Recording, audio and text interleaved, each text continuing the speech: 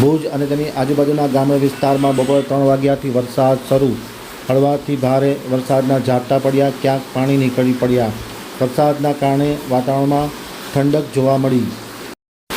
બપોરના 1 વાગ્યાથી પશ્ચિમ કચ્છમાં વરસાદ શરૂ થયો. સૌપ્રથમ મુન્દ્રા અને તેની આજુબાજુના વિસ્તારમાં વરસાદના વાવડ મળી રહ્યા છે. બીજી બાજુ નખત્રાણા પંથકમાં પણ બપોરે 2 વાગ્યે હળવાથી ભારે વરસાદના ઝાપટા પડ્યા હતા અને ગામડામાં સારો વરસાદ પડ્યો હોવાના સમાચાર મળી રહ્યા છે. એ જ પ્રમાણે ભુજમાં પણ બપોરના 3 વાગ્યે અસહ્ય ઉકળાટ અને બફારા બાદ વરસાદ શરૂ થયો હતો. ધીમી ધારે વરસાદ શરૂ થયો છે અને વરસાદના ઝાપટા પડી રહ્યા છે.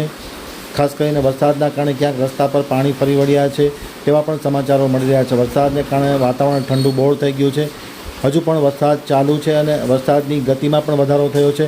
આમ જાણકાર સૂત્રોના જણાવ્યા અનુસાર સારો વરસાદ ભુજમાં પડે તેવી શક્યતાઓ જોવા મળી રહી છે. છેલ્લા કેટલાક સમયથી અસહ્ય ઉકળાટ અને બફારા બાદ આજે બપોરે ભુજ અને તેની આજુબાજુના ગામડામાં અને ખાસ કરીને નખત્રાણા પંથકમાં અને રત્નાલ સહિતના વિસ્તારમાં જે વરસાદ પડી રહ્યો છે તેને લઈને વાતાવરણમાં ઠંડક પ્રસરી ગઈ છે અને ધોધમાર વરસાદ પડે તેવી શક્યતાઓ પણ જોવા મળી રહી છે.